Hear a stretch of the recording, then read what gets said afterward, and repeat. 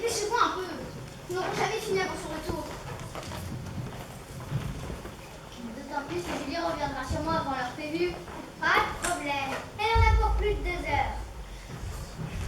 Parce que tu crois, Tonton, que Julie va traverser la ville à pied pour trouver des croquettes spéciales pour le chat, qui aurait brusquement fait une crise de calcul de rein Et qui ne supporterait plus les croquettes du supermarché. parce qu'elle contiendrait des cailloux et des grains de sable.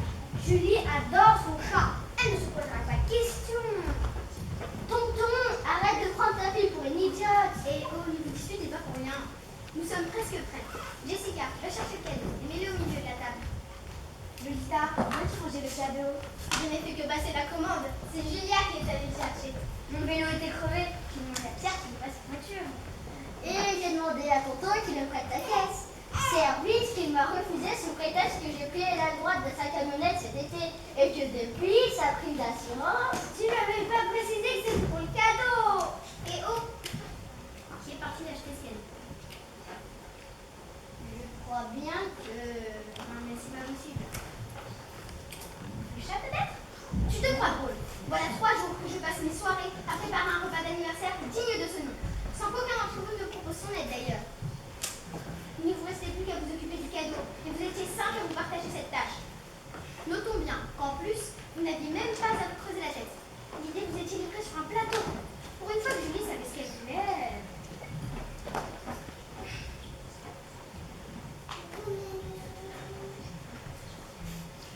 De toute façon, elle était un peu tard. Tarte. Julie a cassé voilà une semaine son bol de petit déjeuner. Et elle t'a dit, tiens, on vous fera une idée pour mon anniversaire. N'empêche que le bol en porcelaine de Limoges, sur lequel on pouvait lire en lettres dorées Julie, 17 ans, ça faisait un peu ringard. Trêve de plaisanterie, nous sommes dans le palace. Julie arrive dans moins d'une demi-heure et nous n'avons rien à lui offrir. Il faudrait lui offrir quelque chose de simple qu'on pourrait trouver dans le quartier. Ah non, ne comptez surtout pas sur moi. Je retourne dans ma cuisine faire mariner mes idées ringardes. Ça y est, vous me l'avez laissé.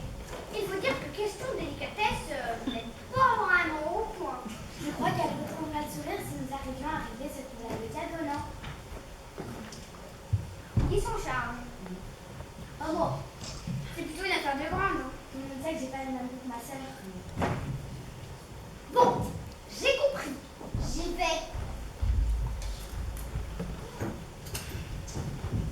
Prendre n'importe quoi comme ça à la dernière minute, ça m'enchaîne.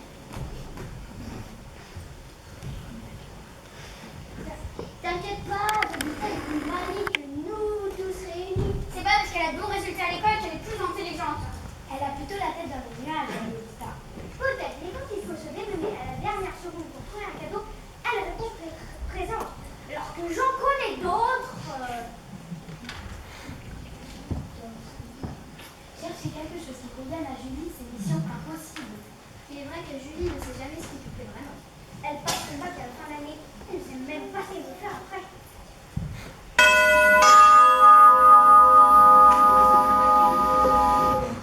Ça y est, j'ai trouvé le cadeau de rêve. Non, voilà, j'ai charme. Fais voir. Vite, attention, vous allez casser.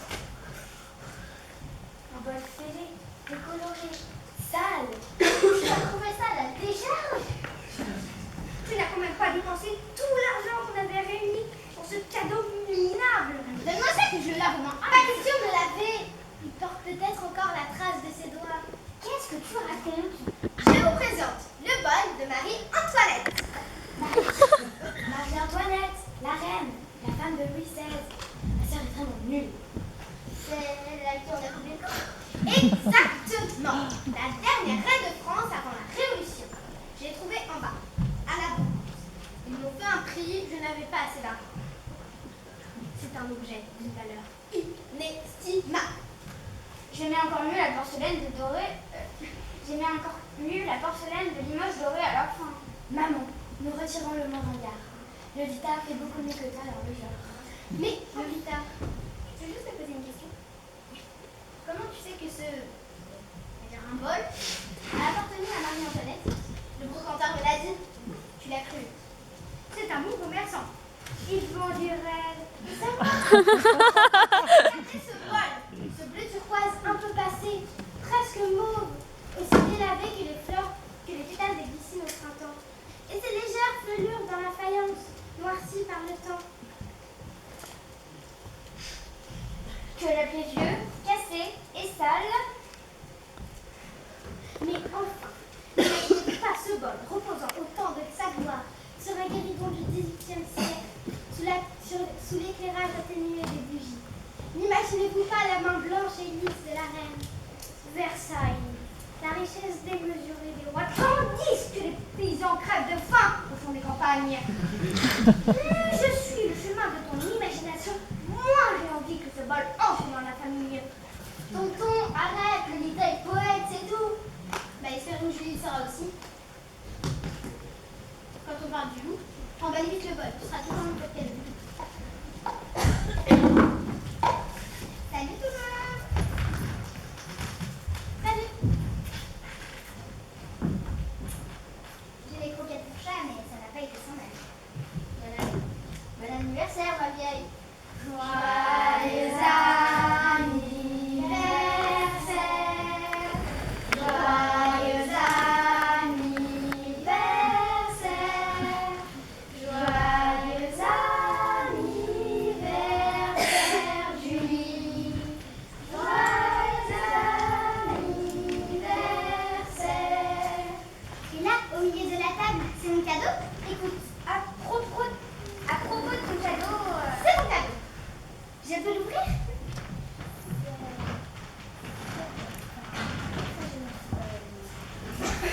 C'est mieux qu'un bol neuf, Julie. C'est un bol rempli d'histoire. Un bol habité par une grande dame. En fait, ce n'est pas vraiment un bol, malgré les apparences. Il faut s'en servir comme ça. C'est un vrai artiste. Ainsi, tu vois, il retient le souffle d'une reine. Ah, je crois que j'ai compris. C'est un bol de spirit. Pas vraiment. Si, tu as tablé juste, c'est un objet magique, il est rempli d'esprit. Voilà pourquoi on lui a laissé sa poussière. Et là, les petites fêlures un peu partout, c'est indispensable pour que les esprits puissent s'échapper. Ah, génial. Mais je voudrais cependant souligner. Toi, l'intello, tais-toi. Et ce bleu délavé, qui tire sur le mot glycine. Tout le monde sait, c'est la couleur dont raffolent les esprits. Le mot glycine.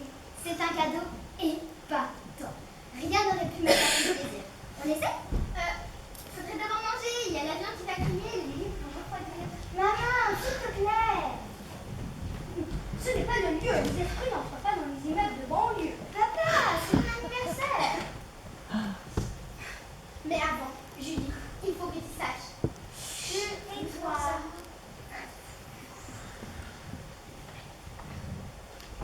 Bon, eh bien, allons-y. J'aurais au moins essayé de vous prévenir. C'est ça, allons-y, retirons juste les affaires des verres pour faire. Faisons un grand rond et j'en ai ma main au-dessus du bol. Non, pas comme ça, on a vu. Non, pas comme ça. Nos mains doivent être à plat et se frôler à peine. Voilà. Papa, tu viens Hors de question que le scientifique que je suis participe à une opération aussi peu rationnelle. En fait, t'as peur. Peur? Moi? Ce sont des sommeils, ces histoires d'esprit, des croyances moyenâgeuses. Mais avant toute chose, laissez-moi vous dire. Tais-toi. Tais-toi. Esprit, es-tu là? Esprit, es-tu là? Bien sûr, je suis là, enfermée dans ce bol comme je le fus à la Bastille. Qu'est-ce que c'est que cette mauvaise farce? Marie-Antoinette, veux-tu venir parmi nous? Esprit, qui es-tu? Vous savez tous qui je suis, hélas. La femme sans tête, la reine sacrifiée, moi qui étais si douce. Tu parles. Voudrais-tu quand même venir parmi nous? Seulement si je peux emmener mes chers moutons de la ferme du petit Trianon. Alors ça, ma question. Je veux bien être gentil, mais aucun mouton ne mettra le bout de ses boucles de laine dans mon 5 pièces cuisine, salle de bain du 12e étage de la tour B.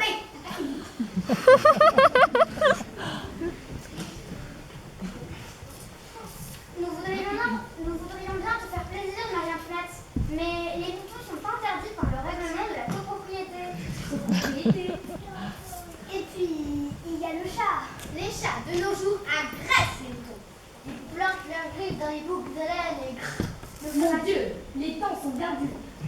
Me feras-tu tout de même l'honneur de ta présence?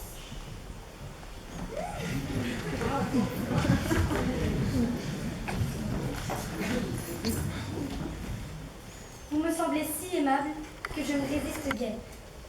Et puis, je me sens tellement seule. Louis, au moins mon Louis a son effigie sur des pièces d'or qui prennent chaque jour de la valeur. Moi, je suis oubliée au fond de mon cœur.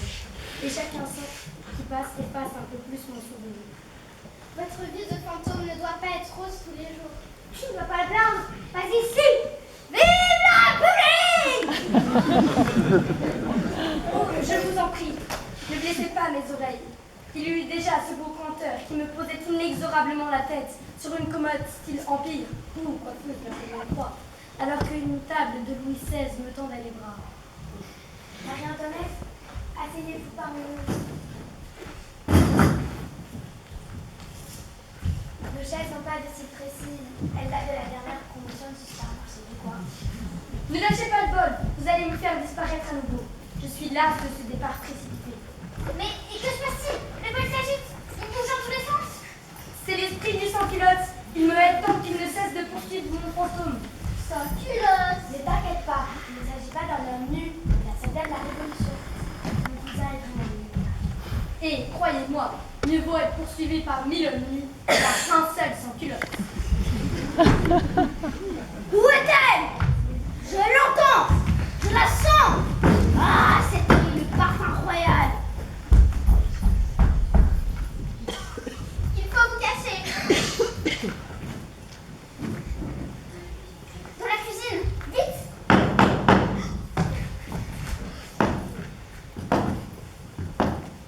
Qu'est-ce que c'est ce raffut? On peut même plus cuver son bain tranquille ici. Entrez à votre assiette, Madame Marguerite. Nous fêtons juste un anniversaire. Et ça, c'est un anniversaire? Un bal costumé, oui, un bal costumé. Et la copropriété interdit les bals costumés. Débrouillez, madame. La copropriété est peut-être une grande dame, une comtesse française. Toujours est-il que moi, la reine, lui fait dire d'aller se faire couper la tête ailleurs.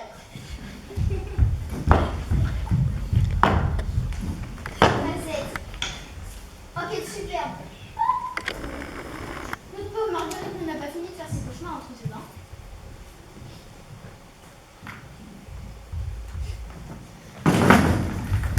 Il est une baïonnette. Vous l'avez-vous caché? Traître à la République. Le citoyen Robespierre saura me faire cracher le morceau. Par bonheur, je vous attrape. Pustule et scrofule. On ne m'accusera pas de trahir la République. Livré au peuple le royal fantôme, elle vous l'en parle plus. Tu oublies qu'elle est notre invitée. Les lois de l'hospitalité. Faisons plutôt disparaître le sans-culotte et le combat cessera. Route de combattants. Mais comment faire? Essayons de l'étouffer. Plaquez vos mains sur le vol. Que faites-vous? Ma tête colle quand même toujours sur les parois. Je tourne en rond. Je me heurte à des milliers de barricades. Partout on se bat. On crie à la Révolution française. Le temps passe. C'est la commune. Le roi approche. Attention! Voilà Mao Maintenant qui me lance son micro rouge au visage. Aïe! Le 68, la foule hurle devant le métro Saint-Michel. Libérons-le. Il est temps d'arrêter ses souffrances. 3 siècles et 5 révolutions, c'est beaucoup pour un seul homme. Le temps est passé, il ne pensera plus à Marie-Antoinette.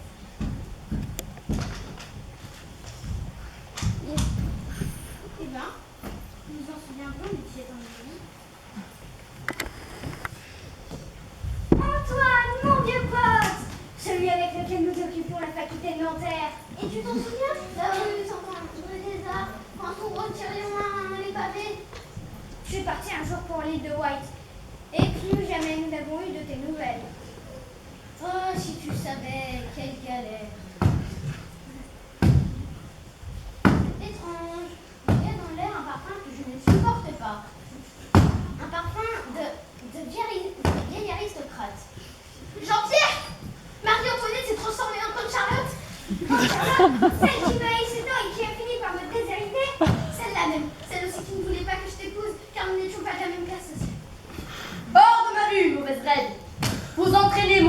dans des lieux de perdition, des manifestations contre les autorités qui dirigent notre pays. Tante Charlotte, ma vieille amie. Ah, si je vous attrape! Bas les pattes chez la parole.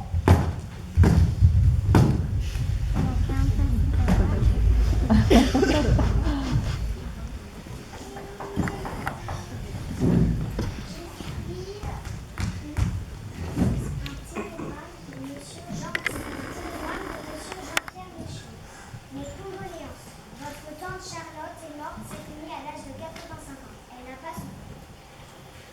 Pauvre tante Charlotte.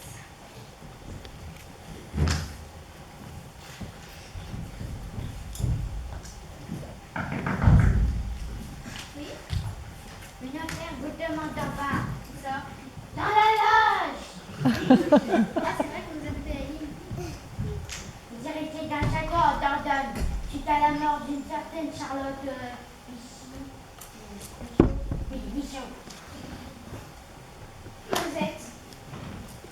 Nous voilà châtelains.